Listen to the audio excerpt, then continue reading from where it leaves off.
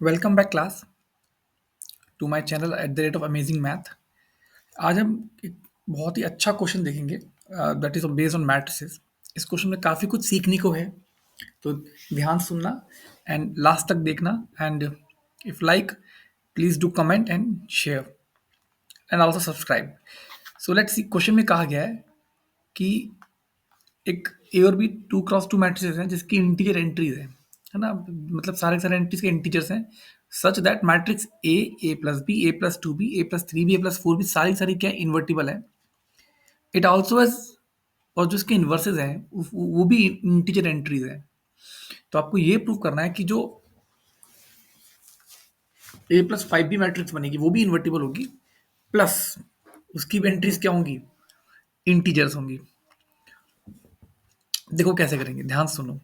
It's a very good question, काफी कुछ सीखने को मिलेगा इस क्वेश्चन से, so please pay attention to that. सबसे पहले थोड़ा बैकग्राउंड सेट करते हैं, है ना। Let's set the background first. अगर मान लो एक मैट्रिक्स है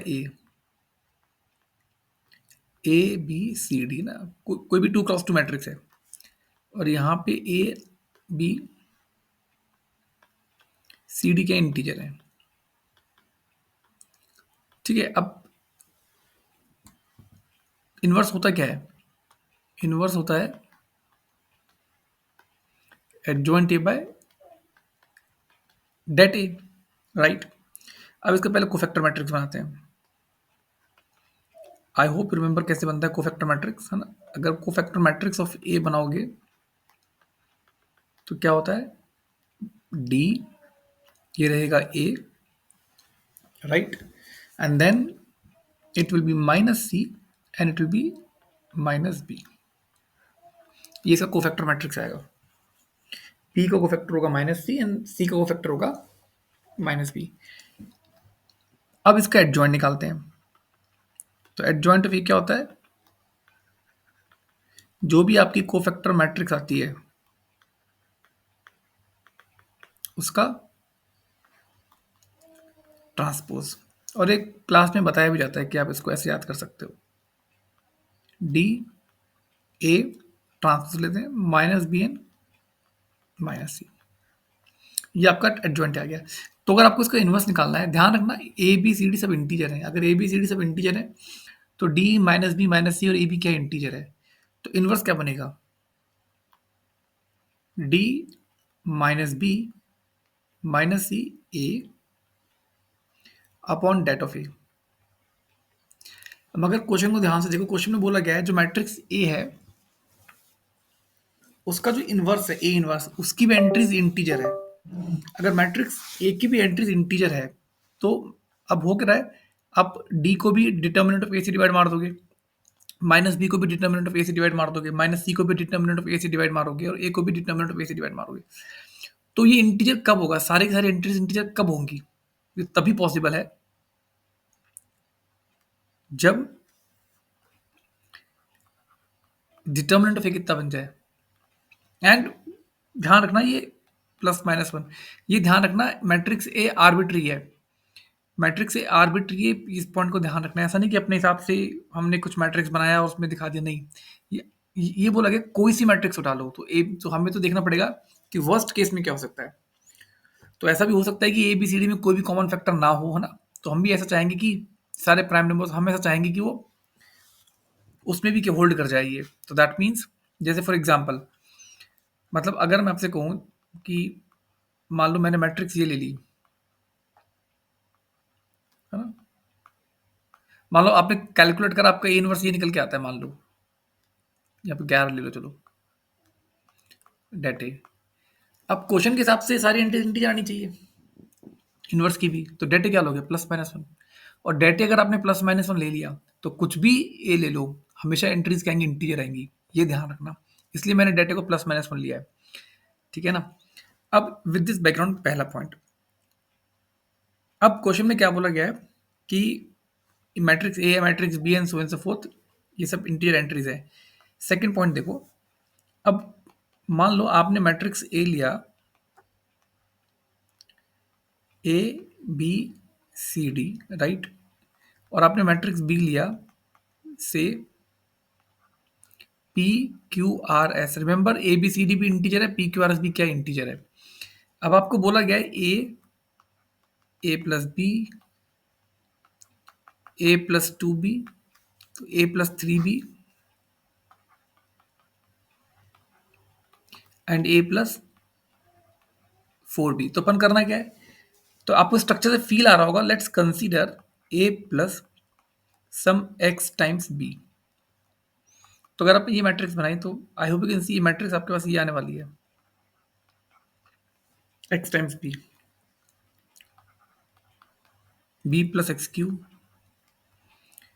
सी plus X R and D plus X S, right. And जब आपने इसका डिटर्मिनेंट कंसिडर करा, व्हाट यू मस्ट अंडरस्टैंड, जब आप इसका डिटर्मिनेंट देखोगे इस मैट्रिक्स का, it is at most degree two का आएगा।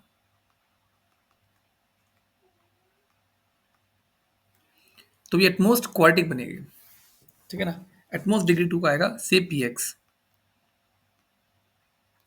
से पॉलिनोमियल पी एक्स।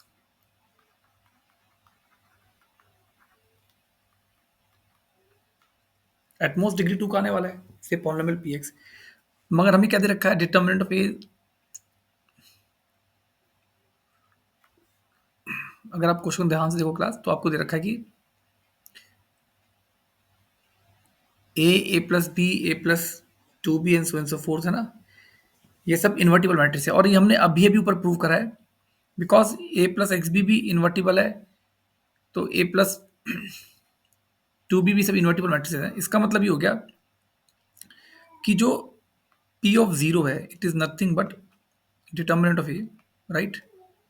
जो पी ऑफ वन है, it is also nothing but determinant of A plus B. जो पी ऑफ टू है, it is determinant of A plus two B, right. P of three है, it is determinant of A plus three B.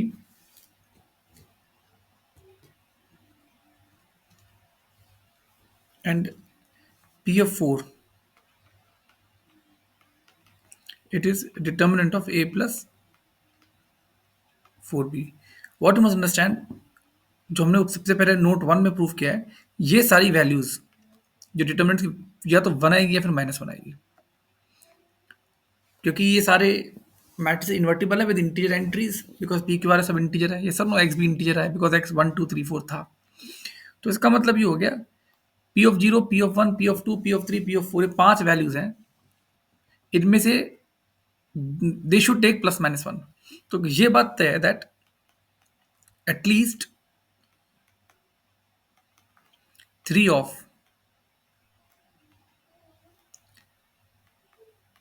P of 0, P of 1, P of 2, P of 3, P of 4 must be 1 और minus one. मतलब इनमें से कम तीन तो क्या होंगे, must be one या माइनस वन। इसका मतलब क्या हो गया कि P of X minus one बराबर जीरो और P of X plus one बराबर zero will have at least three roots.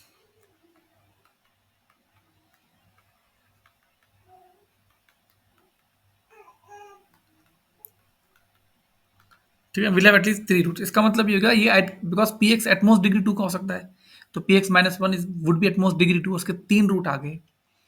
तो इससे ये क्या निष्कर्ष निकला, इसका मतलब ये होगा कि इट्स एन आइडेंटिटी, कैसा ना। तो अगर ये आइडेंटिटी, इसका मतलब क्या हो गया, अगर मैंने पी ऑफ फाइव कैलकुलेट करा, तो पी ऑफ फाइव या तो वन होगा या फिर क्या होगा, माइनस वन होगा, ये सर नो, डिपेंडिंग अपॉन कि क्या था। तो पी ऑफ फाइव वन होगा या फिर क्या होगा क्लास, माइनस वन होगा। अगर पी ऑफ फाइव वन या माइनस वन होगा, इसका मतलब क्या हो गया, determinant A plus five B will be non zero, which will further imply that A plus five B will be an invertible matrix with integer entries। ये सब no class. तो I hope it is clear. It's a very good question. ये question personally मुझे भी काफ़ी पसंद है, क्योंकि इसमें काफ़ी कुछ सीखने को मिलता है। एक तो इसमें कोफैक्टर निकालना आना चाहिए, ठीक है ना, एडजॉइंट निकालना आना चाहिए। फिर आपको ये कंक्लूड करना कि जो डिटर्मिनेंट है वो प्लस माइनस वन होना चाहिए, वो भी थोड़ा ट्रिकी पार्ट है। ठीक है, जल्दी से चमकेगा नहीं बच्चों को ये। ठीक है, फिर इस तरह से स्ट्रक्चर बनाना, ए प्लस एक्स भी नेचुरली बच्चों के दिमाग में डाउट आएगा ही आएगा, हमें कैसे पता चलेगा कि ऐसे बनाना है, मगर अब पता चल गया है ना। Anyway, thank you class, thank you very much, have a nice day.